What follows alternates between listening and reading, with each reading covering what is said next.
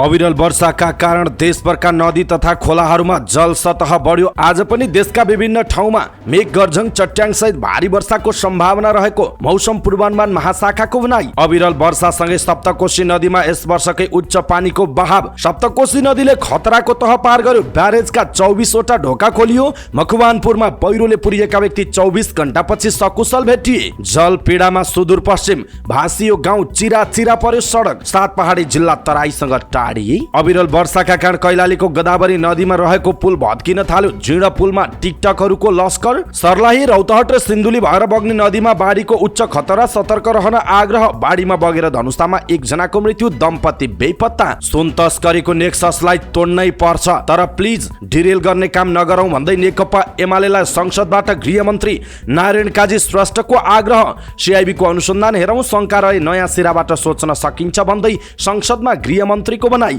गृहमन्त्रीले संसदमा हात जोडेर भने 35 दिन सिआइबीलाई विश्वास गरौं। ललिता निवास जग्गा प्रकरणमा सर्वोच्चको आदेश थप आधार हो। जुनसुकै पार्टीको भए पनि हामी छोड्दैनौं भन्दै गृहमन्त्री नारायण काजी श्रेष्ठको प्रतिबद्धता। राजनीतिक दलका नेताहरूका कारण संसद बैठक रोक्न नमिल्ने राष्ट्रिय स्वतन्त्र पार्टीका सभापति रवि लामिछानेको जिकिर। संसदीय समितिमा भागभण्डा मिलाएर संसद खुलाएको रवि लामिछानेको आरोप। माधव नेपालको युरोप भ्रमणमा रवि लामिछानेको आपत्ति। सर्वोच्चको आदेशको भोलिपल्टै किन विदेश जान दिइयो भन्दै संसदबाटै सोधे प्रश्न। सुन तस्करी प्रकरणमा राज्यले गरेको छानबिनलाई सघाउँ भन्दै संसदमा माओवादी केन्द्रका सांसद देवेन्द्र पौडेलको भनाई। एमालेले संसद बैठक अवरुद्ध पार्न नहुने कांग्रेस महामन्त्री विश्वप्रकाश शर्माको भनाई। छानबिन समिति बनाउने नबनाउने विषयमा भोटिङ गर्न एमाले सांसद योगेश भट्टराईको संसदमा प्रस्ताव। गृहमन्त्रीसँग बयान कसले लिन्छ भन्दै एमालेले सोध्यो प्रश्न। सरकारलाई राजेन्द्र लिङदेनको प्रश्न, खोलिएका फाइलको अनुसन्धान किन अपुरो? ललिता निवास जग्गा प्रकरणमा कसलाई जोगाउन खोजेको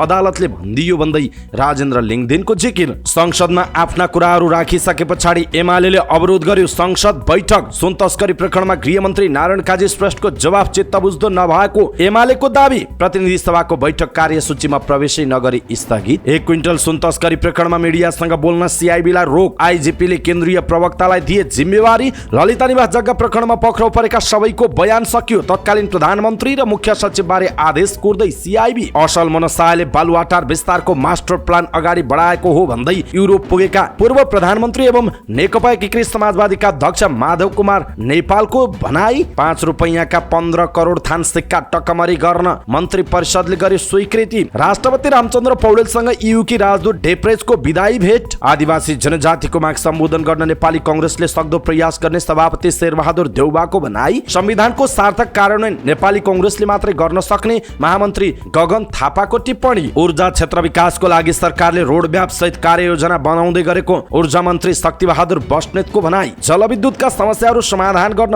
राजनीतिक दलका साझा धारणा र प्रतिबद्धता आवश्यक रहेको सांसदहरूको जिकिर। जनतामाथि डोजर चलाएर परियोजना बनाउन राज्यले दिनु होइन भन्दै जनमत पार्टीका अध्यक्ष चन्द्रकान्त राउत सीके राउतको भनाई। राजदूतको मेन पावर धन्दामा श्रम मन्त्रालयको चासो। मागपत्र प्रमाणीकरण नगरेको परराष्ट्र मार्फत पत्राचार। सुनचाँदी व्यवसाय सञ्चालन सम्बन्धी मापदण्ड जारी गर्न माग। विद्यालय शिक्षा सम्बन्धी कानून संशोधन हुने भएपछि निजी विद्यालयका सञ्चालकहरू आन्दोलनमा। 27 गतेबाट निजी विद्यालयहरू बन्द गर्ने घोषणा। पोखरामा फैलियो आँखा पाक्ने रोग। आँखा पाक्ने रोग संक्रमण बढ्दै गएपछि पोखराका शैक्षिक संस्था 3 दिनका लागि बन्द। रोल्पामा बस दुर्घटना, ज्यान गुमाएका 4 जनाको परिचय खुल्यो। घाइतेको उपचार हुँदै। सरकार र गौर हत्याकाण्डका पीडित सङ्घर्ष समिति बीच 5 बुँदे सहमति। विभूषण लिलाममा राखेपछि सरकारले महावीर पुनलाई गरायो सचेत। एमडीएमएस प्रणालीमा फोन दर्ता गर्न पाउने समय साउन मसान्तसम्म लम्ब्याइयो। अर्को सूचना जारी नहुँदासम्म अनलाइन मार्फत श्रम स्वीकृतिको आवेदन दिन नमिल्ने वैदेशिक रोजगार विभागको सूचना। 1 वर्षमा विभागमा पर्यो 4464 वैदेशिक रोजगार ठगीको मुद्दा। झण्डै 1800 मेलमिलाप मार्फत टुङ्ग्याइयो। काठमाडौँमा मनाइयो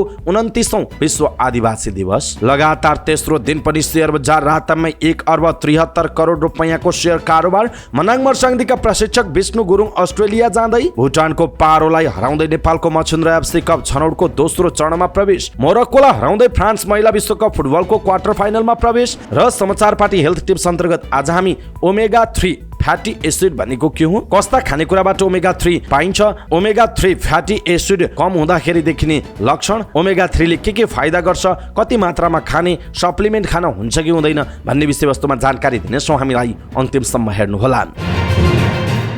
दर्शक महानुभाव नमस्कार। समाचारपाटी.com को न्यूज बुलेटिनमा यहाँलाई हार्दिक स्वागत छ।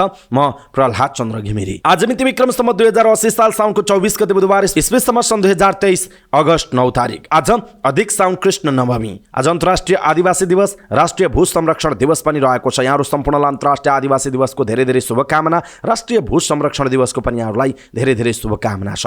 सदाको चाहिँ आज पनि हामी उपस्थित भएका छौँ। आजका मुख्य समाचार, ब्रेकिङ न्यूज अपडेट लगायत तपाईँलाई काम लाग्ने हेर्नै पर्ने महत्त्वपूर्ण समाचारहरू लिएर हाम्रो मेहनतका लागि यो भिडियोमा एउटा लाइक अवश्य गर्नुहोला। दर्शक महानुभाव, पलपलको न्यूज अपडेटका लागि हाम्रो च्यानललाई तपाईँले अहिलेसम्म सब्स्क्राइब गर्नुभएको छैन भने कृपया सब्स्क्राइब गर्नुहोस् अनि नजिकै आउने बेल आइकनलाई क्लिक गर्नुहोला। दैनिक रूपमा हेर्नुहुन्छ भने रेगुलर भनेर लेख्नुहोला। आज पहिलोचोटि हेर्दै हुनुहुन्छ भने फर्स्ट टाइम भनेर लेखिदिनु होला। दर्शक महानुभाव, देशभित्र हुनुहुन्छ भने आफू रहेको गाउँठाउँ सहर जिल्लाको नाम लेख्नुहोला। विदेशमा हुनुहुन्छ भने कुन देशबाट हेरिरहनु भएको छ त्यो कुरा तलको कमेन्ट बक्समा कमेन्ट गर्नुहोला। आउनुहोस् दर्शक महानुभाव, आजका मुख्य समाचारहरू सुरु गरौँ। देशभरका नदी तथा खोलामा जल सतह बढेको प्रसङ्गबाट। अविरल वर्षाका कारण देशभरिका नदी तथा खोलामा पानीको सतह बढेको छ। सोमबार रातिदेखि निरन्तर परिरहेको पानीले काठमाडौँको बुढा नीलकण्ठ, सुन्दरी जल, नगरकोट र आसपासका केन्द्रमा ठूलो वर्षा हुँदा बागमती, विष्णुमती, धोबी खोला, मनोहरा लगायतका नदीमा बाढी आयो। नदी तथा खोलामा बाढी आएपछि नदी किनारका घर पसलमा पानी पस्यो। भनेपा, भक्तपुर, टेकु, सामाखुसी, अनामनगर, बानेश्वर, धुम्बाराई, तरकारी बजार, बल्खु तरकारी बजार लगायतका स्थान डुबानमा परेका हुन्। बस्तीहरू जलमग्न भएपछि सर्वसाधारण आफ्ना सरसामान व्यवस्थापनमा जुटेका छन्। घरभित्र पसेको पानी उभाउने देखि ढल निकासको काममा उनीहरू लागेका छन्। काठमाडौँ उपत्यकाका विभिन्न ठाउँमा बाढी तथा पहिरोमा फँसेकाहरूको उद्धार भएको काठमाडौँ उपत्यका प्रहरी कार्यालय रानीपोखरीका प्रवक्ता एवं प्रहरी वरिष्ठ परीक्षक एसएसपी दिनेश राज मैनालीले जानकारी दिनुभयो। यसैबीच अविरल वर्षासँगै आएको बाढी बस्तीमा पस्दा कैलालीमा 500 घरधुरी प्रभावित भएका छन्। धनगढी उपमहानगरपालिका, भजनी नगरपालिका, गोदावरी नगरपालिका, चुरे, जोशीपुर र कैलाली गाउँपालिकामा नदीको पानी बस्तीमा पस्दा 500 घरधुरी प्रभावित भएको स्थानीय प्रशासनले जनाएको छ। यस्तै अविरल वर्षापछि बाढीका कारण बर्दियाको ठाकुरबाबा नगरपालिका क्षेत्रमा डुबान भएको छ। बवै नदीमा आएको जलस्तर बढेपछि बाढी गाउँका बस्तीमा पसेको छ। अविरल वर्षा भएपछि कञ्चनपुरमा 110 वटा घरमा पानी पसेको छ। यसैबीच अविरल वर्षासँगै विभिन्न ठाउँ डुबानमा परेका छन्। पहाडी क्षेत्रमा पहिरो खसेको छ र विभिन्न सडक मार्गहरू अवरुद्ध भएको जनाइएको छ। हिजो दिनभर पानी परिरहँदाखेरि पोखराको हवाई उडान पनि प्रभावित भएको थियो। घरि पहिरो गएर अवरुद्ध हुने, घरि खोल्ने गरेको नारायणगढ मुगलिन सडक खण्ड पछिल्लो समय दुईतर्फी रूपमा सञ्चालनमा आएको छ। इच्छाकामना गाउँपालिका 6 को कालीखोलामा पहिरो खसेसँगै सडकमा गाडी आउजाउ रोकिएको थियो। पहिरो पञ्चाएपछि सडक खण्ड खुलेको जनाइएको छ। तर यहाँहरू यदि कतै यात्रा गर्दै हुनुहुन्छ भने त्यो ठाउँको बाटो कस्तो छ, त्यो ठाउँमा पुग्दासम्मको बाटोको अवस्था राम्रोसँग बुझेर मात्र यात्रा गर्नुहोला। खास गरी आज पनि देशका धेरै ठाउँमा पानी पर्ने मौसम पूर्वानुमान महाशाखाले जनाएको छ। यसैबीच नेपालमा मनसुनी वायुको साथै बङ्गलादेशको उत्तरी भूभाग तथा आसपासमा रहेको न्यूनचापीय प्रणालीको प्रभाव रहेको मौसम पूर्वानुमान महाशाखाले जनाएको छ। मनसुनको न्यूनचापीय रेखा सरदरस्थानभन्दा उत्तरतिर नेपाल नजिक अवस्थित रहेको जल तथा मौसम विज्ञान विभाग मौसम पूर्वानुमान महाशाखाको मौसम पूर्वानुमान बुलेटिनमा उल्लेख छ। हाल देशभर सामान्यदेखि पूर्ण बदली रही गण्डकी प्रदेशका केही स्थानहरू र माघी प्रदेशका थोरै स्थानमा हल्कादेखि मध्यम वर्षा भइरहेको जनाइएको छ। यसैबीच देशभर सामान्यदेखि पूर्ण बदली रहेको छ। कोशी, मधेस, गण्डकी र लुम्बिनी प्रदेशका धेरै र बाँकी प्रदेशहरूमा केही स्थानहरूमा हल्कादेखि मध्यम वर्षाको सम्भावना रहेको जनाइएको छ। यसैबीच मधेस, गण्डकी र लुम्बिनी प्रदेशका थोरै स्थानहरूमा मेघ गर्जन, चट्याङसहित भारी वर्षाको सम्भावना रहेको जनाइएको छ। आज दिनभर देशभर सामान्यदेखि पूर्ण बदली रहने जनाइएको छ। देशका धेरै स्थानहरूमा हल्कादेखि मध्यम वर्षाको सम्भावना छ। बागमती, गण्डकी र लुम्बिनी प्रदेशका 1-2 स्थानमा मेघ गर्जन, चट्याङसहित भारी वर्षाको समेत सम्भावना रहेको छ र सचेत रहन र नदी किनारमा नजान, सँगसँगै पहिरो आउने ठाउँको यकिन गरेर मात्र यात्रा गर्न मौसम पूर्वानुमान महाशाखाले जनाएको छ। यसैबीच आज राति देशभर सामान्य बदली रहनेछ। कोशी, मधेस, बागमती र गण्डकी प्रदेशका केही र बाँकी प्रदेशको थोरै स्थानमा हल्कादेखि मध्यम वर्षाको सम्भावना रहेको छ। गण्डकी र लुम्बिनी प्रदेशका 1-2 स्थानमा मेघ गर्जन, चट्याङसहित भारी वर्षाको समेत सम्भावना रहेको छ। कोशी प्रदेश र मधेस प्रदेशका थोरै स्थानहरूमा हावाहुरीको पनि सम्भावना रहेको जनाइएको छ। यसैबीच आगामी 24 घण्टाका लागि मौसम पूर्वानुमान महाशाखाले चेतावनी तथा परामर्श जारी गरेको छ। देशका धेरै स्थानहरूमा हल्कादेखि मध्यम वर्षाको सम्भावना रहेको जनाएको छ। मधेस, बागमती, गण्डकी र लुम्बिनी प्रदेशका थोरै स्थानहरूमा मेघ गर्जन, चट्याङसहित भारी वर्षाको सम्भावना रहेको जनाइएको छ। यसका कारण नदीको जल सतह बढ्ने, गेग्रान बहाव आउने, बाढी, पहिरो, भूक्षय तथा हावाहुरी जस्ता प्रकोप हुन सक्ने भएकाले जनस्वास्थ्य, कृषि, दैनिक जनजीवन, सडक तथा हवाई यातायातमा हुन सक्ने असुविधा, जोखिम वा क्षतिबाट बच्न आवश्यक सतर्कता अपनाउन पनि मौसम पूर्वानुमान महाशाखाले जनाएको छ। यसैबीच सप्तकोशी नदीमा यस वर्षकै उच्च पानीको बहाव पुगेको छ। विरल वर्षासँगै सप्तकोशी नदीले खतराको तह पार गरेको छ। सोमबार रातिदेखि परेको पानीले पानीको तह 2,06,90 क्युसेक पुगेको छ। अरू दिन सामान्य गतिमा रहेको कोशीमा सोमबार रातिदेखि निरन्तर बहाव बढेको छ। कोशी ब्यारेजका प्रशासकले भनेका छन् पानीको बहाव बढिरहेकाले कोशी ब्यारेजका 56 मध्ये 24 वटा ढोका खुल्ला राखिएको छ। कोशी ब्यारेजमा खतराको सङ्केत रातो बत्ती बालिएको छ। कोशी ब्यारेजमा पानीको बहाव 1,50,000 कट्ने बित्तिकै सर्वसाधारणलाई सचेत गर्नका निम्ति बत्ती बाल्ने गरिन्छ। सप्तकोशी अहिलेसम्मको इतिहासमा सबैभन्दा बढी सन् 1968 मा 7,88,200 क्युसेक पुगेको थियो। सन् 1987 मा 5,23,771 क्युसेक पानी पुगेको थियो। कोशी ब्यारेजले सुरुवातका वर्षमा कोशी नदीले झण्डै 8 लाख क्युसेक पानीको क्षमता धाने पनि त्यसपछिका वर्षहरूमा पानीको लेभल घट्दै गएको पाइएको छ। पछिल्लो समय कोशी ब्यारेजभन्दा माथिल्लो भागमा बालुवा थुप्रिएका कारण थोरै पानीको बहावमा पनि खतरा हुने गरेको छ। 2065 भदौ 2 गते 1,68,000 क्युसेक पानीको बहाव हुँदा सप्तकोशी नदीले पूर्वी तटबन्ध भत्काएको थियो। त्यतिबेला कोशीले पूर्वी तटबन्ध भत्काउँदा कोशी गाउँपालिकाका 4 वटा मानव बस्तीमा पसेको थियो। उक्त बाढीले 7,563 परिवार विस्थापित भएका थिए। मकवानपुरको बागमती गाउँपालिकाको सक्रेनीमा पहिरोमा पुरिएर बेपत्ता भएका 6 मध्ये 1 जना सकुशल भेटिएका छन्। सकुशल भेटिनेमा सिन्धुली हरिहरपुर गाउँपालिका 1 ककरेका 19 वर्षीय पासाङ घिसिङ रहेको हरिहरपुर गढी गाउँपालिकाका अध्यक्ष वज्रध्वज वाइवाले जानकारी दिनुभयो। वाइवाका अनुसार पहिरोले घर बगाउँदा बेपत्ता भएका घिसिङलाई 14 घण्टापछि घाइते अवस्थामा उद्धार गरिएको हो। उनी पाउन लागेको मकवानपुरको बागमती गाउँपालिका 5 सिक्रे दोबानका 60 वर्षीय अक्कल बहादुर सेन्ताङको घर पहिरोले बगाएको थियो। सेन्ताङ सहित उनकी 22 वर्षीय छोरी शिला पहरी, ज्वाइँ 25 वर्षीय जीवन पहरी, नाति 4 वर्षीय मिलन पहरी, 1.5 वर्षकी नातिनी दिव्या पहरी अझै बेपत्ता छन्। घटनास्थल काभ्रे र मकवानपुरको सीमा क्षेत्रमा पर्दछ। उद्धारमा मकवानपुरको भोर्लेनी र काभ्रेको प्रहरी समेत परिचालन गरिएको जनाइएको छ।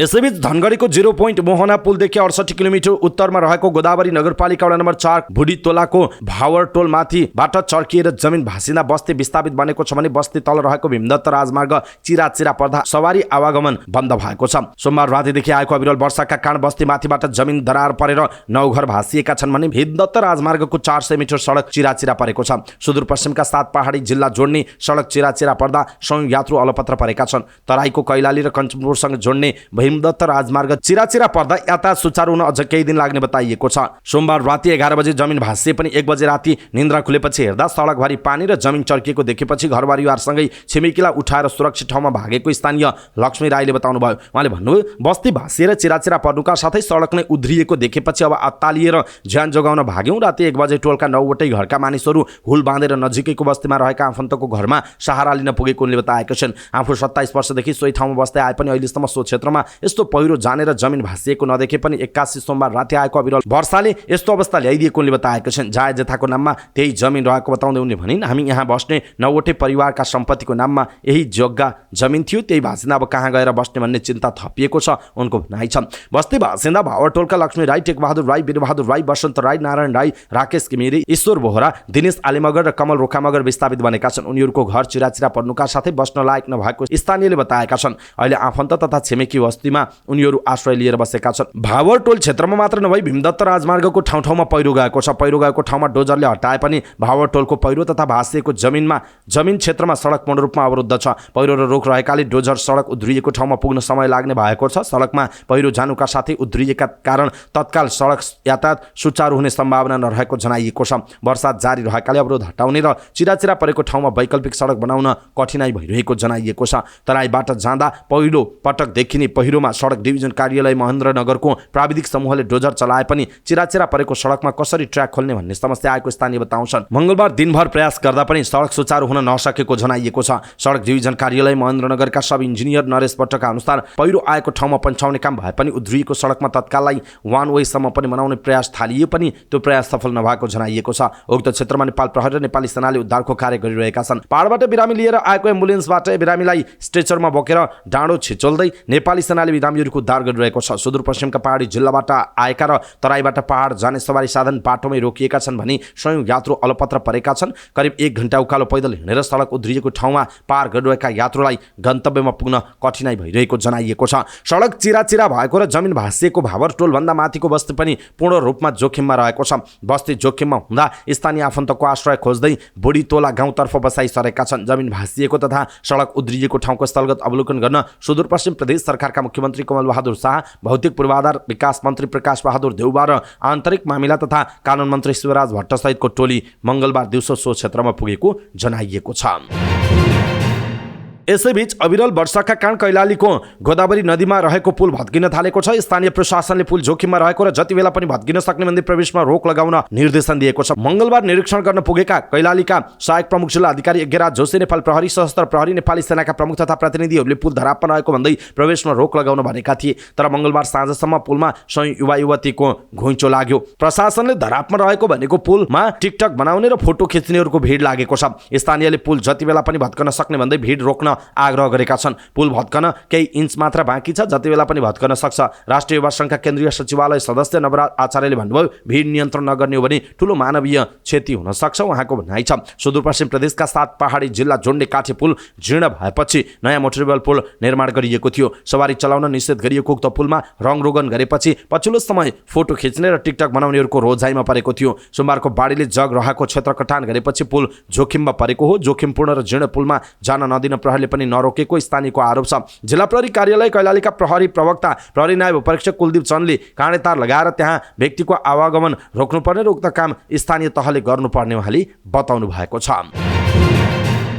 सर्लाही, रौतहट र सिन्धुली भएर बग्ने नदीमा बाढी आउने भन्दै सतर्कता अपनाउन जल तथा मौसम विज्ञान विभागले आग्रह गरेको छ। विभागले सर्लाही, रौतहट र सिन्धुली भएर बग्ने नदीहरूमा जल सतह खतरा तहभन्दा माथि हुने जनाउँदै तटीय क्षेत्रमा रहेकाहरूलाई अति उच्च सतर्कताका साथ सुरक्षित स्थानमा रहन आग्रह गरिएको छ। ती स्थानहरूमा आकस्मिक बहावको जोखिम रहेको विभागका वरिष्ठ हाइड्रोलोजिस्ट सुनिल पोखरेलले जानकारी दिनुभयो। विभागले बबई र कमला नदीको जल सतह सतर्कता तह आसपास रहेको जनाएको छ। यस्तै बागमतीको पधेरा दोभानको सतह खतरा तह आसपास रहेको जनाउँदै सतर्कता अपनाउन आग्रह गरेको छ। कोशी, कन्काई, नारायणी, कर्णाली, पूर्व राप्ती, पश्चिम राप्ती र यसका सहायक नदीहरूको भाव सतर्कता तह आसपास रहेको विभागले जनाएको छ।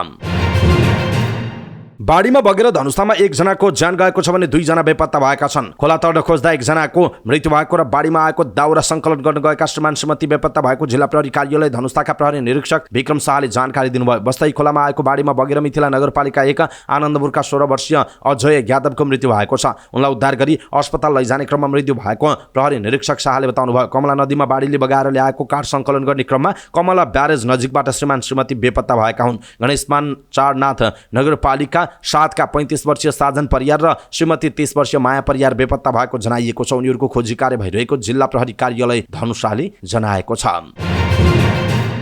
अविरल वर्षा र बाढी पहिरोको यो प्रसङ्गपछि अब सुन तस्करी प्रकरण र संसदको विषय। उपप्रधान तथा गृहमन्त्री नारायण काजी श्रेष्ठले सरकारको पहिलो कार्यभार सुन तस्करीमा संलग्नतालाई कारबाही गर्नु भएको बताउनु भएको छ। प्रतिनिधि सभाको बैठकमा एमालेले उठाएको प्रश्नको जवाब दिँदै यसमा यताउता हुनै नसक्ने उहाँले बताउनु भयो। उहाँले विमानस्थलको सुधारको आवश्यक भएको उल्लेख गर्दै दोषीलाई कारबाही गर्ने दाबी गर्नुभयो। उहाँले सुन तस्करीको ट्रान्जिट नेपाललाई बनाउने प्रयास भइरहेको पनि दाबी गर्नुभएको छ। उहाँले भन्नुभयो, सुन काण्डमा संसदीय समिति बनाएको पनि हेर्यौं, त्यसको प्रतिवेदनको कुनै कार्यान्वयन भएन। सरकारले छानबिन समिति बनायो, त्यसले 33 किलो सुन त के 1 ग्राम पनि पत्ता लगाउन सकेन। त्यसकारण उच्चस्तरीय छानबिन समिति बनाएर हुन्छ कि राज्यको संयन्त्रलाई जिम्मा दिएपछि त्यसलाई विश्वास गर्नुपर्छ उहाँको भनाइ छ। अब सिआइबीले काम गर्दा दोषीलाई कारबाहीको दायरामा ल्याउने विश्वास उहाँले व्यक्त गर्नुभयो। सिआइबीको अनुसन्धानमा शङ्का रही नयाँ सिराबाट जान सकिने उहाँको भनाइ छ। उहाँले भन्नुभयो, यो नेक्ससलाई तोड्नै पर्छ, तर प्लिज यसलाई डिरिल गर्ने काम नगरौँ उहाँको भनाइ रहेको छ। यसैबीच गृहमन्त्री नारायण काजी श्रेष्ठले संसदबाट रोस्टमबाट हात जोडेरै 35 दिन सिआइबीलाई विश्वास गर्नका लागि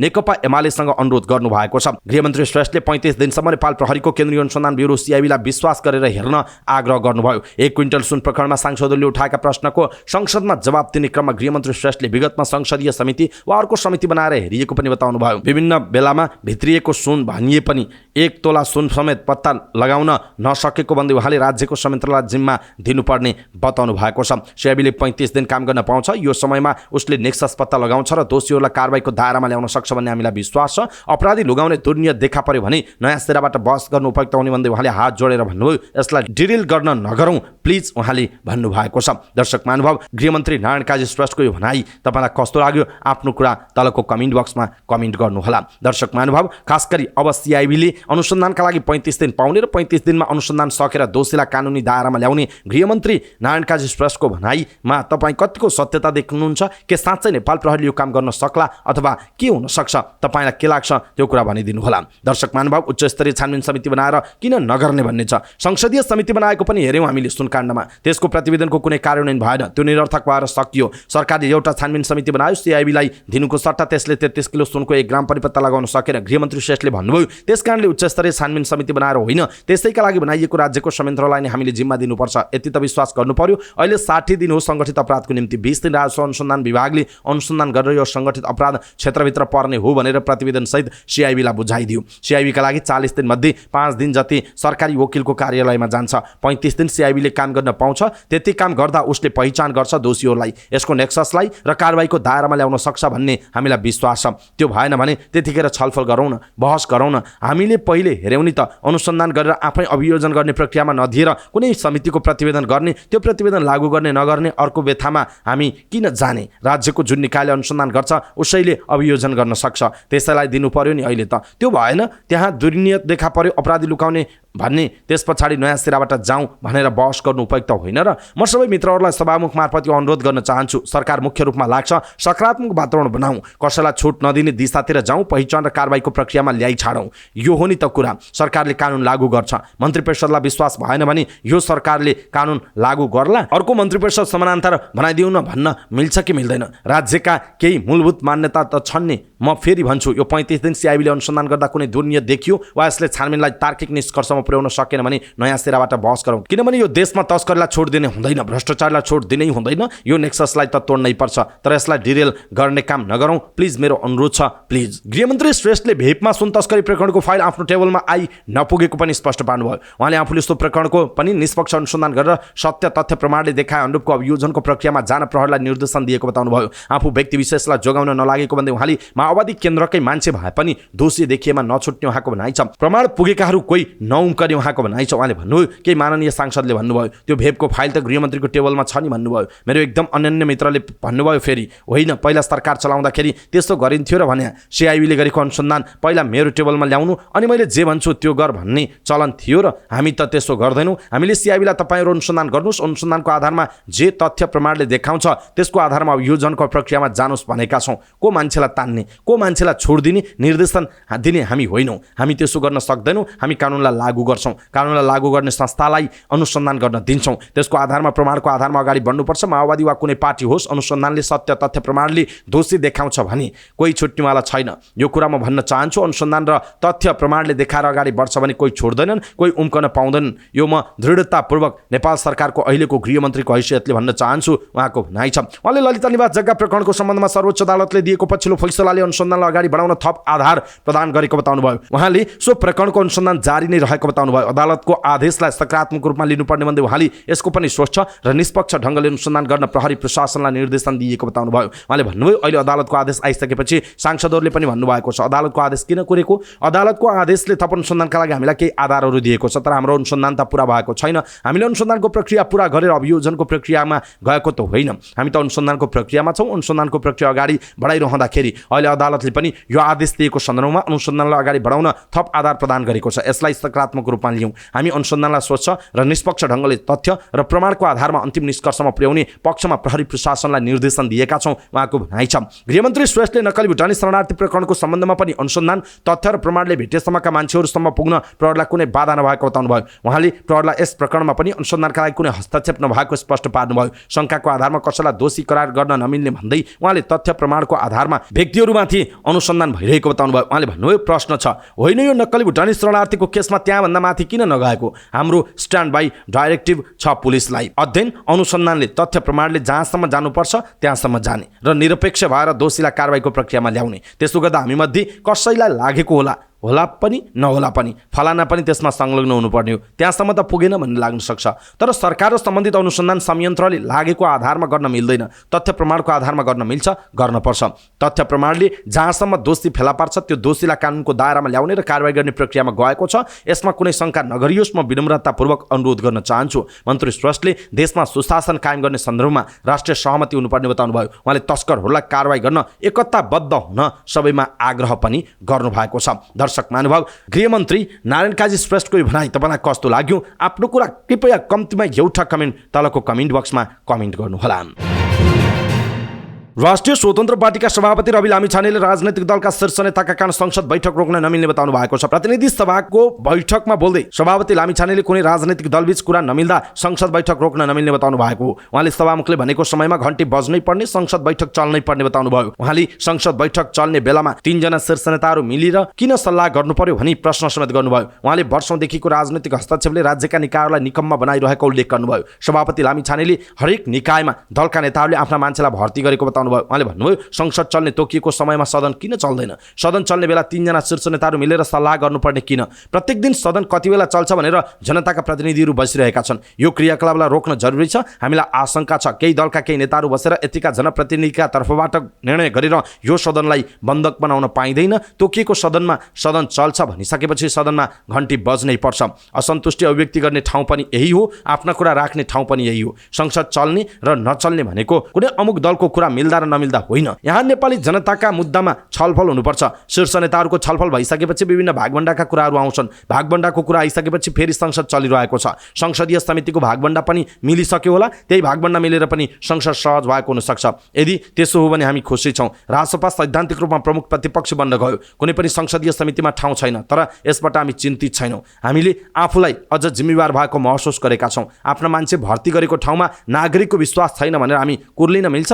आफ्ना मान्छेलाई भर्ती गरेका कारण नेपाली जनतालाई विश्वास छैन। कयौं प्रतिवेदनहरू सिरानी मुनि लुकाएर राखिएका छन्। कहाँ गए ती प्रतिवेदनहरू? यी सबै कुराको छानबिन हुनुपर्छ। सरकारले एउटा हातले एयरपोर्टमा छोडे तापनि सिनामङ्गलमा अर्को हातले समायो भनेर खुसी हुन त सकिन्छ, तर सिनामङ्गलबाट लात्ताले प्वाक्का हानेर छोडिदियो भन्न सकिन्थ्यो होला त? सिनामङ्गलमा नसमातेको भए मालिक कहाँ पुग्थ्यो होला नि? गृहमन्त्रीलाई हौसला बढाउनका लागि अगाडि बढेको राजनैतिक दल हौँ हामी। उहाँलाई हौसलामा कमिसन आओस् भनेर निरन्तर साथ दिइरहेका छौँ। गृहमन्त्रीलाई प्रश्न छ, बाटोमा समातिएको सुन मालिक कहाँ जान किन नदिएको होला? 3 दिनपछि कम्पनीमा छापा मारियो, 3 दिनसम्म किन नपुगिएको होला? 3 दिनपछि पुग्दा ब्रेक सु नभएको खाली डब्बाहरू भेटियो, त्यो समय किन दिइएको होला? 20 दिनसम्म राजस्व अनुसन्धानको छानबिनमा पर्यो। जब दबावहरू बढ्दै गए अहिले सिआइबी तर्फ गएको छ। यो 20 दिनमा अनुसन्धानलाई प्रभावित हुने कयौं क्रियाकलापहरू भयो होलान्। प्रमाण लुकाउने, विदेश भाग्ने काम भाइ, यी कामहरूको जवाब कसले दिन्छ? सभापति रवि लामिछानेले संसदीय समितिको सभापतिको भागभण्डामा लागेको भन्दै त्यसो हुँदा राष्ट्रिय स्वतन्त्र पार्टी संसदको प्रमुख प्रतिपक्ष दल बनेको पनि बताउनु भएको छ। यसैबीच राष्ट्रिय स्वतन्त्र पार्टीका सभापति रवि लामिछानेले 3 ठूला दलका शीर्ष नेताहरूले संसदलाई बन्धक बनाएको आरोप लगाउनु भएको छ। दर्शक महानुभाव, यसप्रति तपाईँको धारणा के छ? आफ्नो धारणा तलको कमेन्ट बक्समा कमेन्ट गर्नुहोला। राष्ट्रिय स्वतन्त्र पार्टीका सभापति रवि लामिछानेले ललिता निवास जग्गा प्रकरणमा सर्वोच्च अदालतबाट अनुसन्धान गर्नु भनी आदेश आएको भोलिपल्टै एकीकृत समाजवादीका अध्यक्ष एवं पूर्व प्रधानमन्त्री माधव कुमार नेपाल किन विदेश जान दिएको भनेर प्रश्न उठाउनु भएको छ। प्रतिनिधि सभाको बैठकमा उहाँले भ्रष्टाचारको विषयमा छानबिनका लागि सर्वोच्च अदालतबाट आदेश आउनुपर्ने अनि आएपछि किन विदेश गएको हो भनी गृहमन्त्री नारायण काजी श्रेष्ठसँग जवाफ माग्नुभयो। सुन तस्करी प्रकरणमा बोल्दै गर्दा उहाँले नेपालको नाम नलिई छानबिन गर्नु भनेको पूर्व प्रधानमन्त्रीलाई किन विदेश जान दिइयो भनेर प्रश्न गर्नुभयो। सर्वोच्च अदालतले ललिता निवास जग्गा प्रकरणमा पूर्व प्रधानमन्त्री माधव कुमार नेपाल र बाबुराम भट्टराई सहितका नेताहरूमाथि पनि अनुसन्धान गर्ने बाटो खुल्ला गरेको थियो। न्यायाधीश द्वय अनिल कुमार सिन्हा र कुमार चौडालको इजलासले बन्दी प्रत्यक्षकरणको आदेश मार्फत यस्तो बाटो खुल्ला गरेको हो। नेकपा एकीकृत समाजवादीका अध्यक्ष नेपाल उक्त फैसला आएको भोलिपल्टै युरोप भ्रमणमा निस्किनु भएको थियो। उहाँको युरोप भ्रमण पहिले नै तय भएको दाबी उहाँको पार्टीले गर्दै आएको छ। नेकपा माओवादी केन्द्रका सांसद देवेन्द्र पौडेलले सुन तस्करी प्रकरणमा सरकारले छानबिन गरिरहेको भन्दै छानबिन निष्कर्षमा नपुगिन्जेल अर्को छानबिन समिति आवश्यक नरहेको बताउनु भएको छ। प्रतिनिधि सभाको बैठकको आकस्मिक समयमा बोल्दै सांसद पौडेलले सुन तस्करी प्रकरणमा सरकारले गरेको अनुसन्धानलाई निष्कर्षमा पुर्याउन दिन प्रतिपक्षी दलहरूलाई आग्रह गर्नुभयो। उहाँले सरकारले गरेको छानबिनलाई निष्कर्षमा नपुर्याउँदै अर्को समिति बनाउँदा जारी छानबिनमाथि नै प्रश्न उठ्ने उहाँको भनाइ छ। उहाँले छानबिन गर्ने सरकारी निकाय कुनै दल विशेषको नहुने भन्दै उनीहरूलाई आफ्नो काम गर्न दिनुपर्ने बताउनुभयो। उहाँले आफूहरू संसदीय छानबिन समितिको विरोधी नभए भएको स्पष्ट पार्दै यस प्रकरणमा भने सरकारको छानबिन जारी रहेकाले अर्को समिति आवश्यक नभएको उल्लेख गर्नुभयो। सांसद पौडेलले गृह प्रशासनले गरिरहेको छानबिनको कामलाई सघाउन पनि आग्रह गर्नुभएको छ।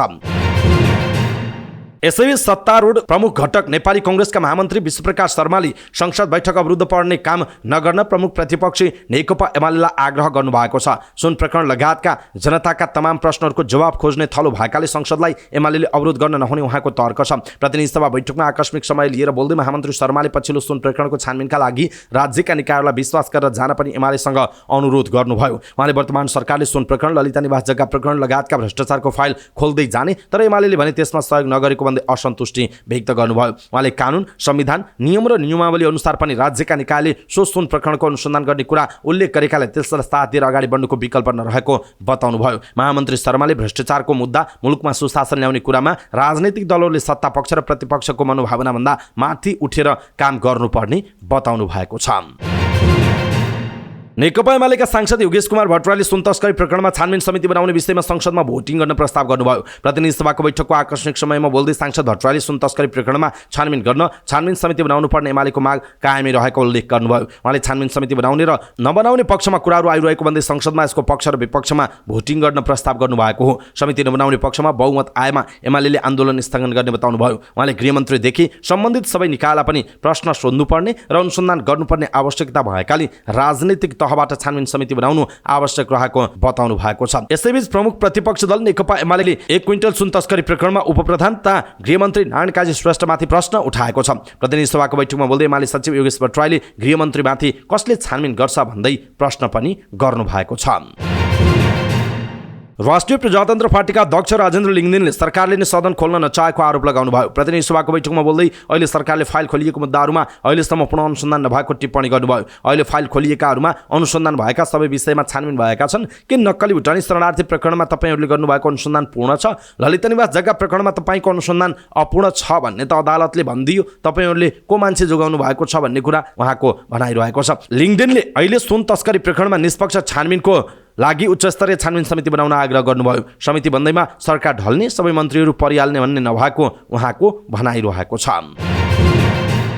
यसैबीच प्रतिनिधि सभाको बैठक कार्यसूचीमा प्रवेश नगरी बुधबारसम्मका लागि स्थगित भएको छ। सुन तस्करी प्रकरणमा गृहमन्त्री नारायण काजी श्रेष्ठको जवाब चित्तबुझ्दो नभएको भन्दै नेकपा एमालेले संसदमा नाराबाजी गरेपछि बैठक स्थगित भएको हो। उच्चस्तरीय छानबिन समिति गठन गर्नुपर्ने माग राख्दै एमाले सांसदहरूले नाराबाजी गरे। बैठकमा एमाले सचेतक महेश बर्तौलाले सुन तस्करी प्रकरणमा उच्चस्तरीय छानबिन समिति गठन नभएसम्म विरोध जारी रहने बताउनु भयो। प्रतिनिधि सभा नियमावली 2079 को नियम 248 को उपनियम 3 को प्रयोजनका लागि प्रतिनिधि सभा सदस्य टोपबहादुर रायमाझी निलम्बन भएको जानकारी गराउने कार्यसूची थियो। यस्तै कानुन, न्याय तथा संसदीय मामिला मन्त्री धनराज गुरुङले बेपत्ता पारिएका व्यक्तिको छानबिन, सत्य निरूपण तथा मेलमिलाप आयोग ऐन सदन समक्ष पेश गर्ने कार्यसूची रहेको थियो। शिक्षा विज्ञान तथा प्रविधि मन्त्री अशोक कुमार राईले राष्ट्रिय सभामा उत्पत्ति भएको नेपाल विश्वविद्यालय विधेयक 2080लाई दफावार छलफलका लागि सम्बन्धित समितिमा पठाइयोस् भन्ने प्रस्ताव प्रस्तुत गर्ने कार्यसूची पनि रहेको थियो।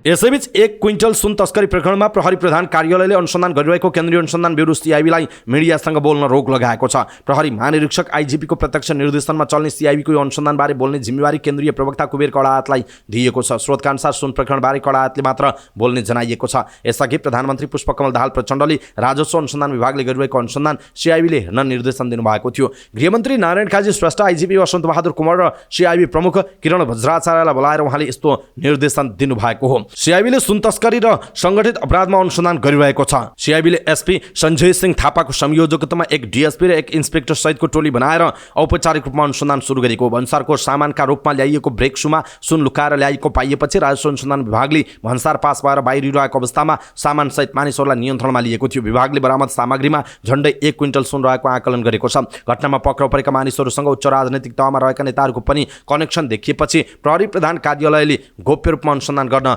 निर्देशन दिएको जनाइएको छ।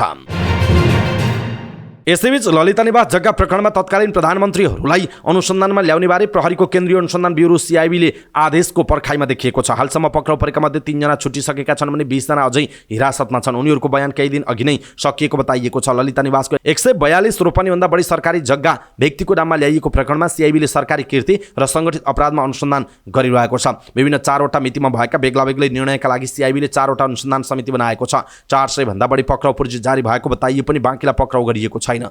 ललिता निवासको एउटै जग्गा 9 जनासम्मले खरिद गरेको अनुसन्धान अधिकारीहरू बताउँछन्। प्रहरीले बिचौलिया, नक्कली मोही र निर्णय प्रक्रियामा सहभागी हुनेहरूलाई मात्र पक्राउ गरेको छ। यो प्रकरणमा मानिसहरूलाई नियन्त्रणमा लिन थालेको 42 दिन भइसकेको छ। अब सिआइबीले 18 दिनभित्र सरकारी वकिल मार्फत जिल्ला अदालतमा अभियोग पत्र दर्ता गरिसक्नु पर्नेछ। यसअघि सर्वोच्च अदालतले आइतबार ललिता निवासको सरकारी जग्गा व्यक्तिको नाममा ल्याउने निर्णय गर्ने तत्कालीन मन्त्री परिषद नेतृत्व र निर्णय प्रक्रियामा सहभागी हुनेहरूलाई पनि अनुसन्धानको दायरामा ल्याउन निर्देशन दिएपछि यो प्रकरणले नयाँ मोड लिएको छ। तत्कालीन प्रधानमन्त्रीहरूलाई समेत अनुसन्धानमा बोलाउनु पर्ने भएपछि सिआइबी आदेशको पर्खाइमा रहेको अधिकारीहरू बताउँछन्। राजनैतिक उच्च तहको विषय भएकाले कसरी अगाडि बढ्ने भन्नेमा छलफल भइरहेको एक अनुसन्धान अधिकृतले बताएका छन्। यसअघि सर्वोच्च अदालतको आदेशपछि महान्यायाधिवक्ता दिनमणि पोखरेलले सोमबार आइजिपी बसन्तबहादुर कुँवरलाई आवश्यक देखिए तत्कालीन प्रधानमन्त्रीहरूलाई पनि अनुसन्धानमा ल्याउन निर्देशन दिनुभएको थियो। स्रोतका अनुसार तत्कालीन प्रधानमन्त्रीहरूलाई कम्तीमा बयानमा बोलाउने तयारी सिआइबीले गरेको छ। दर्शक महानुभाव, यसप्रति तपाईँको धारणा के छ? आफ्नो धारणा तलको कमेन्ट बक्समा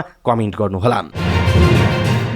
यसैबीच नेकपा एकीकृत समाजवादीका अध्यक्ष माधव कुँवर नेपालले असल मनसायले आफू प्रधानमन्त्री हुँदा बालुवाटार विस्तार मास्टर प्लान अगाडि बढाएको बताउनु भएको छ। विदेश भ्रमणमा रहनुभएका नेपालले सामाजिक सञ्जालमा आएको भिडियोमा आफूले बदमासी र भ्रष्टाचार नगरेको दावी गर्नुभयो। नबिराउनु, नडराउनु, मैले कुनै बिराएको छैन, बदमासी गरेको छैन, भ्रष्टाचार गरेको छैन। मैले नितान्त असल मनसायले मात्र बालुवाटार विस्तारको मास्टर प्लान अगाडि बढाउने पक्षमा काम गरेको हो। उहाँले भन्नुभयो, कुनै प्रकारको अनुचित काम मैले गरेको छैन। कसैलाई पनि हामीले उन्मुक्ति दिने होइन, छानबिन गर्ने। बदमासी गरेको छ भने त्यसलाई दण्डित गर्ने हो उहाँको भनाइ छ। सर्वोच्च अदालतले पूर्व प्रधानमन्त्री माधव कुँवर नेपाल र बाबुराम भट्टराई पनि छानबिनको दायरामा ल्याउन सक्ने गरी फैसला गरेपछि उहाँको पहिलो प्रतिक्रिया आएको, मैले गल्ती गरेको छैन भन्नेमा मलाई पुरै विश्वास छ। राष्ट्रको विरुद्धमा, राष्ट्रिय सम्पत्तिको विरुद्धमा, भ्रष्टाचारमा मुछिने कुनै पनि काम मैले गरेको छैन। अदालतको निर्णयको बारेमा केही भन्नुपर्ने छैन उहाँको भनाइ छ। प्रहरीको केन्द्रीय अनुसन्धान ब्युरोले ललिता निवास जग्गा प्रकरणमा अनुसन्धान गर्दै आएको छ। दर्शक महानुभाव, खास गरी ललिता निवास जग्गा प्रकरणमा सर्वोच्च अदालतले पूर्व प्रधानमन्त्री माधव कुँवर नेपाल र बाबुराम भट्टराईलाई अनुसन्धान गर्नका लागि बाटो खोलेको भोलिपल्टै माधव कुँवर नेपाल युरोप भ्रमणमा जानु भएको छ। युरोपबाटै आफूले असल मनसायले बालुवाटार विस्तारको मास्टर प्लान अगाडि बढाएको बताउनु भएको छ। यसप्रति तपाईँ के भन्नुहुन्छ? आफ्नो कुरा तलको कमेन्ट बक्समा कमेन्ट गर्नुहोला। नेपाल सरकारले 5 रुपैयाँका 15 करोड थान सिक्का टक्कमारी गर्ने नेपाल राष्ट्र बैंकलाई स्वीकृति दिएको छ। मन्त्री परिषदको बैठकपछि सञ्चारकर्मीहरूसँग कुराकानी गर्दै सञ्चार तथा सूचना प्रविधि मन्त्री तथा सरकारकी प्रवक्ता रेखा शर्माले नेपाल राष्ट्र बैंकलाई 5 रुपैयाँका 15 करोड थान सिक्का टक्कमारी गर्न स्वीकृति दिएको जानकारी दिनुभएको हो। उहाँले अर्थ मन्त्रालयको प्रस्तावमा मन्त्री परिषदले उक्त स्वीकृति दिएको बताउनु भएको छ। उहाँले मन्त्री परिषदले साइबर सुरक्षा नीति पनि स्वीकृत गरेको बताउनु भयो। उहाँले बैंकिङ कसुर तथा सजाय सम्बन्धी विधेयक संसदमा पेश गर्न पनि मन्त्री परिषदले स्वीकृति दिएको जानकारी दिनुभयो। राष्ट्रपति रामचन्द्र पौडेलसँग नेपालका लागि युरोपेली सङ्घकी राजदूत नोना डेप्रेजले भेट गर्नु भएको छ। मङ्गलबार राष्ट्रपति भवन शीतल निवास पुगेर राजदूत डेप्रेजले राष्ट्रपति पौडेलसँग विदाई भेट गर्नुभयो। राष्ट्रपति पौडेलको सचिवालयका अनुसार यस क्रममा राष्ट्रपति पौडेल र राजदूत डेप्रेज बीच नेपाल EU बीचको द्विपक्षीय सम्बन्ध र सहकार्यका विषयमा छलफल भएको लेख्छ। यसअघि डेप्रेजले नेपालका लागि युरोपेली सङ्घको राजदूतको रूपमा आफ्नो जिम्मेवारी पूरा गर्न पाउँदा खुसी व्यक्त गर्नुभएको छ। सत्तारूढ प्रमुख घटक नेपाली कांग्रेसका सभापति एवं पूर्व प्रधानमन्त्री शेरबहादुर देउवाले सरकारसँग आदिवासी जनजातिहरूको माग सम्बोधन गराउन आफ्नो पार्टीले सक्दो सहयोग गर्ने बताउनु भएको छ। देउवाले नेपाललाई सबै समुदायको समानुपातिक समावेशी देशको रूपमा विकास गर्न प्रयत्न गर्ने आश्वासन समेत दिनुभयो। विश्व आदिवासी दिवसको अवसर पारेर काठमाडौँमा आयोजित एक कार्यक्रममा बोल्दै उहाँले नेपाली कांग्रेसलाई सबै जाति जनजातिको पार्टी हुने गरी समानुपातिक प्रतिनिधित्व गराउने बताउनुभयो। आदिवासी जनजातिहरूको भाषा, कला र संस्कृतिलाई हेरेपछि नेपालमा के छैन भन्ने अनुभूति आफूलाई हुने गरेको उल्लेख गर्दै उहाँले उनीहरूलाई साथ दिन आफूहरू सदैव लागि पर्ने प्रतिबद्धता पनि व्यक्त गर्नुभयो। उहाँले आदिवासी जनजाति समुदायलाई विश्व जनजाति दिवसको शुभकामना पनि उहाँले व्यक्त गर्नुभयो। यसैबीच नेपाली कांग्रेसका महामन्त्री गगन थापाले संविधानको सार्थक कार्यान्वयन आफ्नो पार्टीले मात्र गर्न सक्ने दावी गर्नुभयो। विश्व आदिवासी दिवसको अवसर पारेर काठमाडौँमा आयोजित कार्यक्रममा बोल्दै उहाँले संविधानलाई सुधार गर्दै लैजाने, त्यसको सार्थक कार्यान्वयनको माध्यमबाट नेपाली जनताको चाहनालाई पूरा गर्दै लैजाने काम नेपाली कांग्रेस बाहेक अन्य कुनै पनि दलले गर्न नसक्ने बताउनुभयो। महामन्त्री थापाले कांग्रेससँग समन्वयका लागि संविधानको सार्थक कार्यान्वयन गर्दै अगाडि बढ्ने तागत रहेको जिकिर समेत गर्नुभयो। उहाँले कतिपय दलहरूले संविधानमा किञ्चित सुधार आवश्यक नभएको भन्ने गरेको, कतिपय दलले भने त्यसको आमूल परिवर्तन गर्नुपर्छ भन्ने गरेको उल्लेख गर्दै कांग्रेसले उनीहरूलाई समेत नेतृत्व गर्दै संविधानमा आवश्यक सुधार गर्दै लैजाने समेत बताउनुभयो। थापाले सबै नेपाली देशभक्त हुन् भन्ने मान्यताको आधारमा नेपाली कांग्रेस अगाडि बढ्ने बताउनु भएको छ।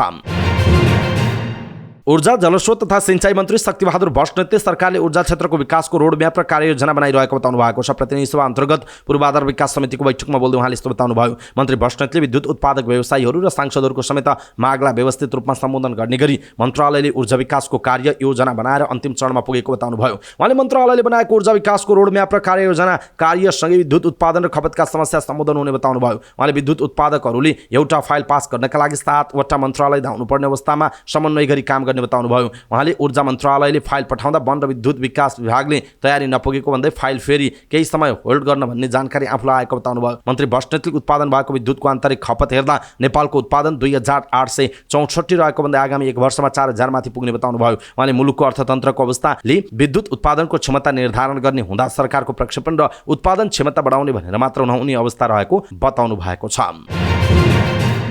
यसैबीच जलविद्युतका समस्या समाधान गर्नका लागि सबै राजनैतिक दलका साझा धारणा र प्रतिबद्धता आवश्यक रहेको सांसदहरूले बताएका छन्। प्रतिनिधि सभा अन्तर्गतको पूर्वाधार विकास समितिको बैठकमा बोल्दै अधिकांश सांसदहरूले यस्तो बताएका हुन्। उनीहरूले जलविद्युतको विकास र समस्या समाधानका लागि संसदमा प्रतिनिधित्व गर्ने सबै राजनैतिक दलसँग बसेर ऊर्जा मन्त्रालयले सबै राजनैतिक दलका साझा धारणा र प्रतिबद्धता गर्ने परिस्थिति बनाउन जरुरी रहेको बताएका हुन्। सांसदहरूले सबै राजनैतिक दलहरूको जलविद्युतको विकास गर्ने सन्दर्भमा एउटै धारणा रहेको भन्दै जलविद्युत राष्ट्रिय प्राथमिकता दिएर त्यही अनुसारको लगानी आवश्यक रहेको बताएका छन्। उनीहरूले सरकारले लिएको जलविद्युत उत्पादनमा सबै राजनैतिक दलको साझा प्रतिबद्धता चाहिने बताएका छन्। उनीहरूले संसदमा भएका सबै राजनैतिक पार्टीहरूका बीचमा एउटा प्रतिबद्धता जनाउने फोरम आवश्यक रहेको बताए। नेपाली कांग्रेसका सांसद प्रदीप पौडेलले जलविद्युत राष्ट्रिय प्राथमिकताका आधारमा लगानी गर्न आवश्यक रहेको बताउनुभयो। उहाँले ऊर्जा मन्त्रालयले त्यही अनुसारको प्राथमिकता निर्धारण गर्न आवश्यक रहेको बताउनु भएको छ। ऊर्जा मन्त्रालयले नेतृत्व गरेर जलविद्युत सम्बन्धी सबै दलका साझा धारणा र प्रतिबद्धता आउने परिस्थिति बनाउन ऊर्जा मन्त्रीलाई आग्रह पनि गर्नु भएको छ। यसैबीच नेकपा एमालेका सांसद ठाकुर प्रसाद गैरीले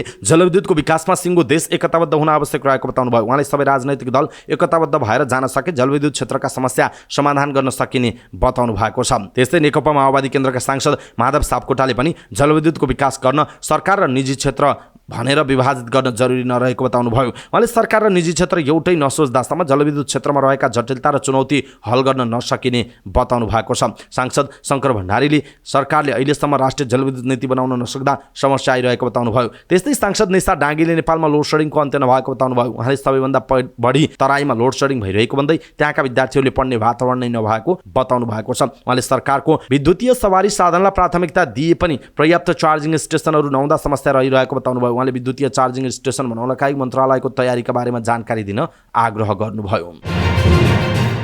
जनमत पार्टीका अध्यक्ष डाक्टर चन्द्रकान्त राउत सिके राउतले जनतामाथि डोजर चलाएर परियोजना बनाउन नहुने बताउनु भएको छ। प्रतिनिधि सभा अन्तर्गतको पूर्वाधार विकास समितिको बैठकमा अध्यक्ष राउतले यस्तो बताउनुभयो। उहाँले विद्युत उत्पादक व्यवसायीहरूसँग पैसा छ भन्दैमा जनतालाई पेलेर जलविद्युतका परियोजनाहरू बनाउन दिन नहुने बताउनुभयो। उहाँले सरकारले जनतालाई पेलेर जलविद्युत परियोजनाहरू निजी क्षेत्रलाई दिए सांसदहरूले नै अवरोध गर्ने बताउनुभयो। उहाँले कुनै पनि विकास जनताका लागि गर्ने भएकाले जनताको पक्षमा हुनुपर्ने उल्लेख गर्नुभयो। उहाँले विकास जनता र प्राकृतिक संरचना मास्ने गरी कुनै परियोजनाहरू आउन नहुने बताउनुभयो। उहाँले परियोजनाहरूको वातावरण परीक्षण मूल्याङ्कन गर्दा इमानदारीपूर्वक गराउन आवश्यक रहेको बताउनु भएको छ।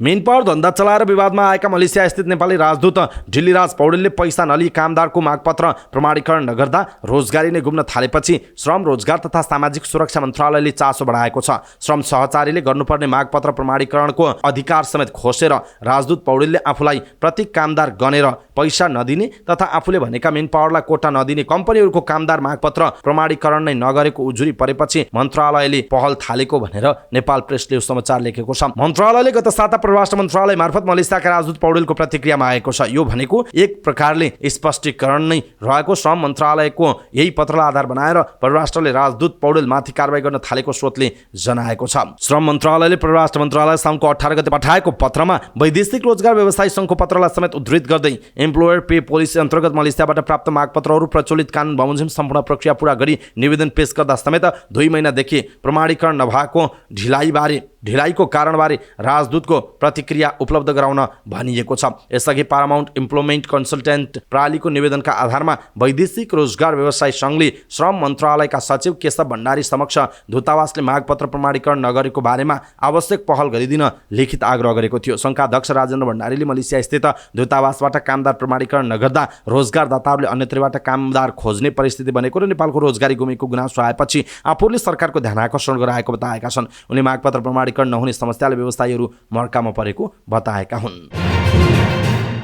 सुनसादी व्यवसायमा आबद्ध 3वटा महासंघले व्यवसाय सञ्चालनका लागि स्पष्ट मापदण्ड तयार गरी लागू गर्न माग गरेका छन्। संसदको उद्योग तथा वाणिज्य तथा श्रम तथा उपभोक्ता हित समितिलाई यस क्षेत्रका समस्याबारे जानकारी गराउँदै समाधानको पहलका लागि उनीहरूले आग्रह समेत गरेका छन्। सिंहदरबार पुगेको व्यवसायको प्रतिनिधि मण्डलले यस्तो आग्रह गरेको जनाइएको छ। नेपाल सुनचाँदी व्यवसाय महासंघ, नेपाल सुनचाँदी रत्न तथा आभूषण महासंघ र नेपाल हस्तकला महासंघमा आबद्ध व्यवसायीहरूले संयुक्त रूपमा यस्तो आग्रह गरेका हुन्। त्यसक्रममा प्रतिनिधि सभा सदस्य एवं संसदको उद्योग तथा वाणिज्य र श्रम तथा उपभोक्ता हित समितिका सभापति रणेन्द्र बराइलीले व्यवसायका तर्फबाट प्राप्त सुझाव ग्रहण गर्दै सुनचाँदी व्यवसाय सञ्चालनका लागि मापदण्ड बनाउन आफूले पहल गर्ने प्रतिबद्धता व्यक्त गर्नुभयो। त्यसक्रममा उहाँले सुनचाँदी व्यवसायका सदस्यलाई आफूले नजिकबाट निहालिरहेको उल्लेख गर्दै ती समस्याको समाधानका लागि आफ्नो तर्फबाट गर्न सक्ने सक्दो सहयोग गर्ने बताउनुभयो। भेटका क्रममा नेपाल सुनचाँदी व्यवसाय महासंघका अध्यक्ष मणिरत्न साक्यले प्रष्ट निर्देशिकाको अभावमा व्यवसायले विविध समस्याहरू झेल्नु परेको बताउनुभयो।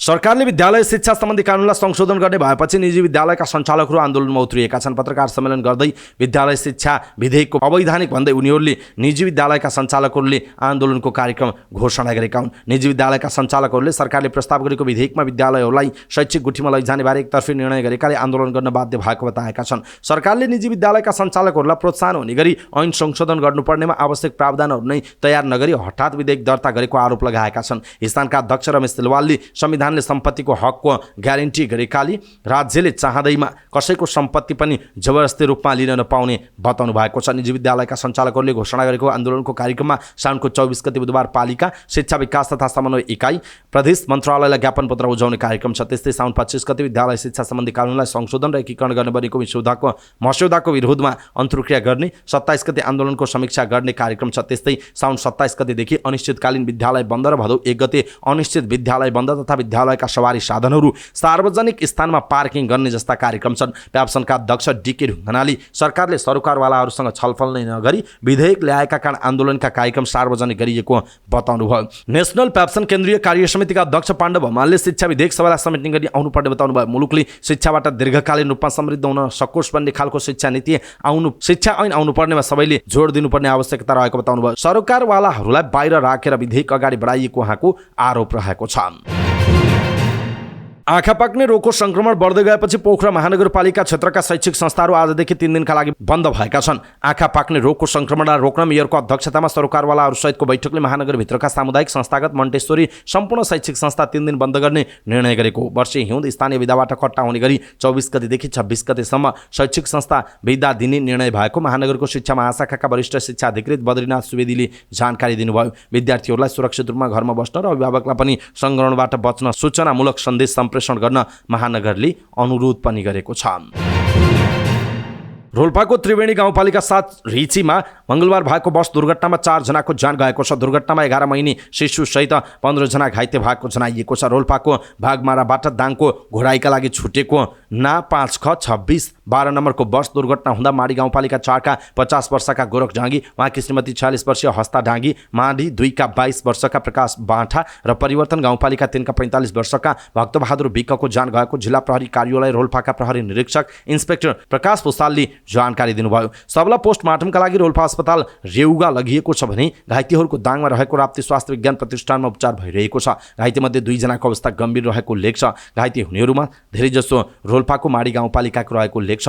त्यस्तै सामान्य घाइते समेत रहेका दाङको घोराई उपमहानगरपालिका 12 का 24 वर्षीय चालक होमराज बस्नेतलाई प्रहरीले नियन्त्रणमा लिएको छ। दुर्घटनामा चालकको लापरवाही देखिएकाले नियन्त्रणमा लिई अनुसन्धान भइरहेको रोल्पाका प्रमुख जिल्ला अधिकारी परमानन्द घिमिरेले जानकारी दिनुभयो। बस तीव्र गतिका कारण अनियन्त्रित भई घुम्ती सडकबाट तल खसेको जनाइएको छ। सरकार र गौर हत्याकाण्डका पीडित संघर्ष समितिबीच 5 बुँदे सहमति भएको छ। गौर हत्याकाण्डको छानबिन र कारबाहीको मागसहित आन्दोलनरत समितिले सहमतिसँगै आन्दोलनका कार्यक्रम स्थगित गरेको गृह मन्त्रालयका सहसचिव एवं प्रवक्ता नारायण प्रसाद भट्टराईले जानकारी दिनुभयो। संघर्ष समितिका अध्यक्ष रूपसागर देवी उपाध्याय र गृह मन्त्रालय बीच मंगलबार सहमति भएको हो। मन्त्रालयका तर्फबाट सहसचिव एवं प्रवक्ता भट्टराई र संघर्ष समितिका अध्यक्ष उपाध्यायले सहमति अनुसार गौर घटनाको विषयमा दर्ता भएको जाहेरी समेतलाई छानबिन र अनुसन्धान गरी तथ्य र प्रमाणको आधारमा दोषीलाई कारबाहीको प्रक्रिया अगाडि बढाउने भनिएको छ। त्यस्तै यस घटनामा मृत्युवरण गरेर शहीद घोषणा गरिएका व्यक्तिको विवरण नेपाल राजपत्रमा प्रकाशन गर्ने र छुटेकालाई शहीद घोषणा गर्ने प्रक्रिया अगाडि बढाउने सहमति भएको छ। रौतहटमा शहीद स्मारक स्तम्भ निर्माणको प्रक्रिया चालु आर्थिक वर्षमा अगाडि बढाउने, घाइते भएका उपचाररत व्यक्तिलाई उपचारका लागि उचित प्रबन्ध तथा आर्थिक सहायता उपलब्ध गराउने कुरामा सहमत भएको जनाइएको छ। सरकारले राष्ट्रिय आविष्कार केन्द्रका संस्थापक महावीर पुनलाई सरकारबाट दिइएको विभूषण लिलामीमा नराख्न सूचित गर्दै पत्र काटेको छ। गृह मन्त्रालयले विभूषण लिलामीमा राख्नु गैर कानुनी हुने र राखेमा रद्द हुने बेहोराको पत्र महावीर पुनलाई पठाएको मन्त्रालयले पठाएको पत्रमा सामाजिक सञ्जालबाट लिलामीबारे जानकारी पाएको उल्लेख छ। महावीरले कृषि सामग्री कम्पनी सञ्चालनका लागि सरकारको प्रतिबद्धता अनुसार सहयोग नगरेको भन्दै कीर्तिमय राष्ट्रदीप द्वितीय विभूषण सहित विभिन्न मान पदवी लिलामीमा राखेको घोषणा गर्नुभएको छ। तर गृह मन्त्रालयले त्यसो नगर्न पुनलाई सचेत गराएको छ। विभूषण ऐन 2064 को दफा 26(1) बमोजिम कुनै पनि नेपाली नागरिक वा विदेशी व्यक्तिलाई प्रदान गरिएको विभूषण निजले कसैलाई बिक्री गरेमा वा बन्धकीमा राखेमा वा विभूषणको मर्यादा विपरीत हुने गरी विभूषणको प्रयोग गरेमा वा कसैलाई प्रयोग गर्न दिएमा नेपाल सरकारले विभूषण रद्द गर्न सक्नेछ उक्त पत्रमा भनिएको छ। कानुन बमोजिम कुनै विभूषण रद्द भएमा विभूषण पाउने व्यक्तिको नाम र रद्द गरिएको विभूषण समेत खुलाई सर्वसाधारणको जानकारीका लागि सूचना जारी गर्ने व्यवस्था रहेको पत्रमा उल्लेख छ। यहाँ जस्तो प्रतिष्ठित र सम्मानित व्यक्तिबाट त्यस प्रकारको कुनै गैर कानुनी कार्य नहुनेमा मन्त्रालय विश्वस्त छ। पत्रमा भनिएको छ। मन्त्रालयले महावीर पुनलाई उद्धृत गर्दै सामाजिक सञ्जालमा गरिएको पोस्टको आधिकारिकता समेत प्रश्न पार्न मन्त्रालयले पुनलाई आग्रह पनि गरेको छ। सरकारले मोबाइल डिभाइस म्यानेजमेन्ट प्रणाली एमडिएमएसमा मोबाइल फोन दर्ता गर्न पाउने समय साउन मसान्तसम्म लम्ब्याएको छ। अर्थ मन्त्रालयका अनुसार आर्थिक ऐन 2080 ले दिएको असार मसान्तसम्मको समयलाई 1 महिना लम्ब्याएर साउन मसान्तसम्म पुर्याउने निर्णय भएको छ। नेपाल दूरसञ्चार प्राधिकरणले यस्तो प्रणाली कार्यान्वयनमा ल्याएको छ। यो प्रणालीमा विभिन्न कारणले दर्ता हुन नसकेका सेलुलर मोबाइललाई यो अवधिसम्म दर्ता गराउन सकिने गरी समय तोकिएको मन्त्रालयको सूचनामा उल्लेख छ। विदेशबाट नेपालमा भन्सार नतिरी उपहारमा आएका वा व्यक्ति स्वयंले ल्याएका मोबाइललाई प्रणालीमा आबद्ध गर्न सरकारले यो सिस्टम कार्यान्वयनमा ल्याएको हो। यो प्रणालीमा दर्ता नगरेसम्म मोबाइल फोन नचल्ने जनाइएको छ। गए रातिदेखि अनलाइन मार्फत श्रम स्वीकृतिको आवेदन दिने प्रक्रिया अवरुद्ध भएको छ। वैदेशिक रोजगार विभागले सिस्टमको फाइल सर्भर सार्नका लागि फेमिस सिस्टममा नयाँ फाइल अपलोड गर्न नमिल्ने भएको भन्दै श्रम स्वीकृतिको आवेदन पनि पेश गर्न नमिल्ने जनाएको छ। तर यसअघि श्रम स्वीकृतिको आवेदन दिइसकेकाहरूले भने सबै कागजात र प्रक्रिया मिलेको भएमा श्रम स्वीकृति प्राप्त गर्नेछन्। तर कुनै कारणले श्रम स्वीकृतिको आवेदन अस्वीकृत भएमा पुनः मागेका कागजात राखेर आवेदन सबमिट गर्न भने मिल्ने छैन। त्यसका लागि सिस्टम पुनः सञ्चालनमा नआउन्जेल गर्न पर्ने भएको छ। गए रातिदेखि नै सिस्टम चलेको छैन। अब अर्को सूचना जारी नहुँदासम्म सिस्टम अवरुद्ध हुने वैदेशिक रोजगार विभागले जनाएको छ। गएको आर्थिक वर्ष 2079-80 मा वैदेशिक रोजगार विभागमा झण्डै 4500 वैदेशिक रोजगार ठगीका उजुरी परेका छन्। विभागका अनुसार 1 वर्षको अवधिमा ठगीमा मात्र 4464 उजुरी परेको जनाइएको छ। विभागमा परेका मुद्दामध्ये 1751 मुद्दा पीडित र पीडक बीच मेलमिलाप मार्फत टुङ्ग्याइएको छ। वैदेशिक रोजगार विभागका निर्देशक तथा सूचना अधिकारी कविराज उप्रेतीका अनुसार विभागले मेलमिलाप मार्फत ठगी भएको झण्डै 56 करोड रुपैयाँ पीडितलाई दिलाएको छ। वैदेशिक रोजगार विभागमा ठगीका उजुरी हेर्नका लागि मुद्दा तथा अनुसन्धान शाखा, राहत उद्धार तथा समन्वय शाखा र प्रहरीको टोली समेत खटिएको छ।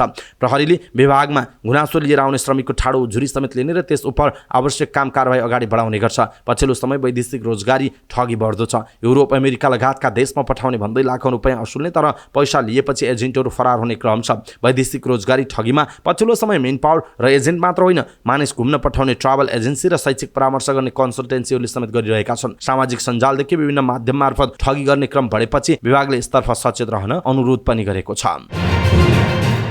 नेपालका आदिवासी जनजाति आबद्ध सङ्घ संस्थाहरूले 29औं विश्व आदिवासी दिवस संयुक्त रूपमा मनाएका छन्। विगतका वर्षहरूमा जस्तै यस वर्ष पनि नेपाल आदिवासी जनजाति महासङ्घको नेतृत्व आदिवासी जनजाति सङ्घ संस्थाहरूले संयुक्त रूपमा विश्व आदिवासी दिवसमा झाँकी र्याली निकालेका हुन्। विभिन्न जातीय वेशभूषामा सजिएका आदिवासी जनजातिहरूले शान्ति वाटिकादेखि राष्ट्रिय सभागृहसम्म झाँकी र्याली सहित प्रदर्शन गरेका हुन्। दिवसको अवसर पारेर नेपाल मगर सङ्घ, नेपाल लोकतान्त्रिक सङ्घ लगायतका आदिवासी जनजातिहरूका सङ्घहरू र्यालीमा सहभागी भएका थिए। यस्तै देशभर आदिवासी जनजातिहरूको 29औं विश्व आदिवासी दिवस विभिन्न कार्यक्रम गरी मनाइएको छ।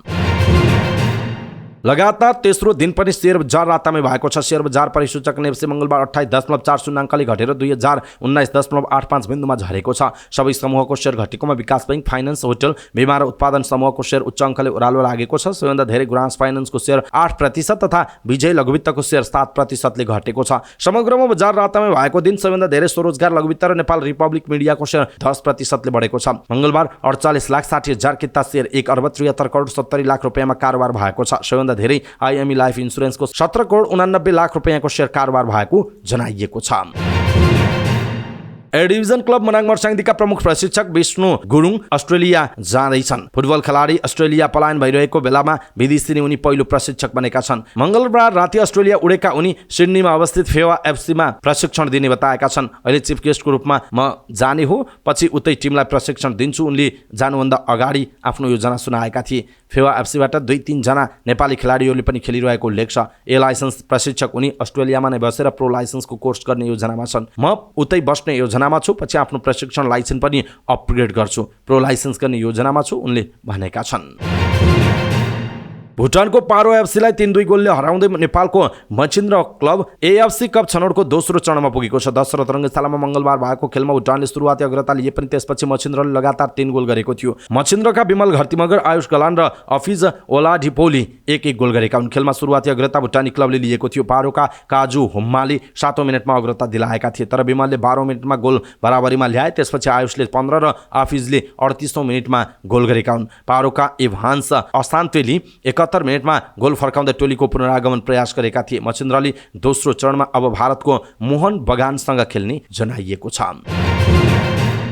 यसैबीच युजेनीले सोमबारको 2 गोलको मद्दतमा फ्रान्सले मोरक्कोलाई हराउँदै महिला विश्वकप फुटबलको क्वार्टर फाइनलमा पुगेको छ। फ्रान्ससँग 4-1 को हारसँग अफ्रिकी टोलीको सपना टुटेको छ। एडिलेडमा भएको खेलको पहिलो हाफमा काडिडियाटोउ डियानी, केन्जा डाली र ले सोमरले गोल गर्दै फ्रान्सलाई 3-0 को अग्रता दिलाएका थिए। 17औं मिनेटमा सोमरले व्यक्तिगत दोस्रो गोल गरेपछि फ्रान्स 4-0 ले विजयी भयो। विजयी फ्रान्सले शनिबार ब्रिस्बेनमा घरेलु टोली अस्ट्रेलियासँग खेल्ने जनाइएको छ।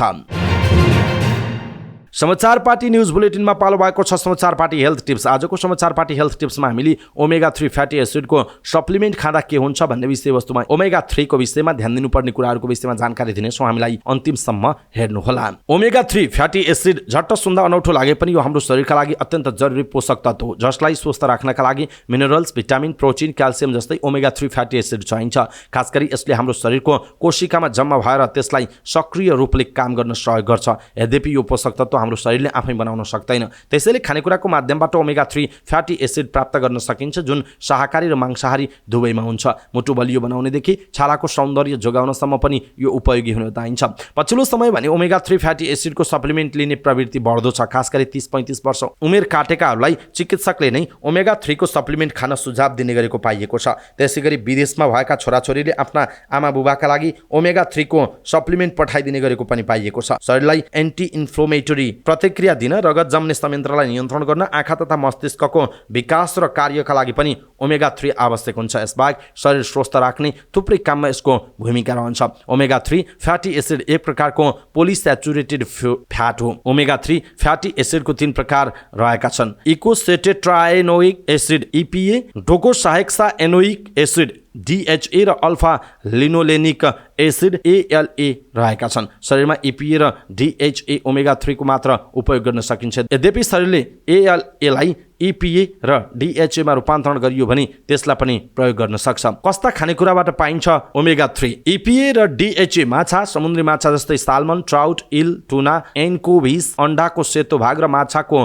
तेलमा पाइन्छ, जसकारण यी दुई फ्याटलाई समुद्री ओमेगा 3 पनि भनिन्छ। ALA भने ओखर, आलस, बदाम, सोयाबिन तेल, चिया सीड, एभोकाडो जस्ता खानेकुरामा पाइन्छ। कमी हुँदा देखिने लक्षणहरू: छाला र कपाललाई सुक्खा बनाउने, कुनै पनि कुरामा ध्यान केन्द्रित हुन कठिन हुने, जोड्नीहरू दुख्ने, आँखा सुक्खा हुने, प्रतिरक्षा प्रणाली कमजोर हुने, पटक पटक पिसाब लाग्ने, मुड स्विङ हुने, डिहाइड्रेसन हुने र रगत जम्ने जस्ता समस्या देखिन सक्छ। ओमेगा 3 को फाइदा: ओमेगा 3 ले ट्राइग्लिसराइड स्तर कम गर्न मद्दत गर्छ। यसले LDL खराब कोलेस्ट्रोल कम गर्न पनि मद्दत गर्छ। उच्च ट्राइग्लिसराइड र कोलेस्ट्रोल बढ्नु भनेको मुटु सम्बन्धी कोरोनरी रोग बढ्नु हो। शरीरले ओमेगा 3 को मद्दतबाट एन्टी इन्फ्लेमेटरी प्रतिक्रिया नियन्त्रण गर्छ। यसले प्रतिरक्षा प्रणाली पनि बलियो बनाउँछ। तसर्थ ओमेगा 3 को सेवनले जोर्नी दुखाइ कम गर्न मद्दत गर्छ। विशेष गरी जोर्नी र बाथ सम्बन्धी रोगमा यो प्रभावकारी हुन्छ। नवजात शिशुमा ओमेगा 3 को सेवनले दृष्टि र स्नायु प्रणाली विकासमा मद्दत गर्छ। ओमेगा 3 स्वस्थ मस्तिष्क र स्नायु प्रणालीको कार्यका लागि आवश्यक छ। यसले शरीरको रगत जम्ने प्रक्रियालाई रोक्छ, जसका कारण रक्त नलीहरू, रगत फुटेर ब्रेन स्ट्रोक हुने समस्यालाई रोक्न मद्दत गर्ने विभिन्न अध्ययनले देखाएको छ। गर्भावस्था, रक्तचाप घटाउने, महिनावारीमा हुने दुखाइलाई कम गर्ने, कपाललाई पोषक तत्व दिने, अल्जाइमर र डिमेन्सिया, निन्द्रा लगाउने, बच्चामा दम सहज हुन नदिने र फ्याटी लिभरलाई घटाउन मद्दत गर्ने लगायतका फाइदा यसबाट पाउन सकिन्छ।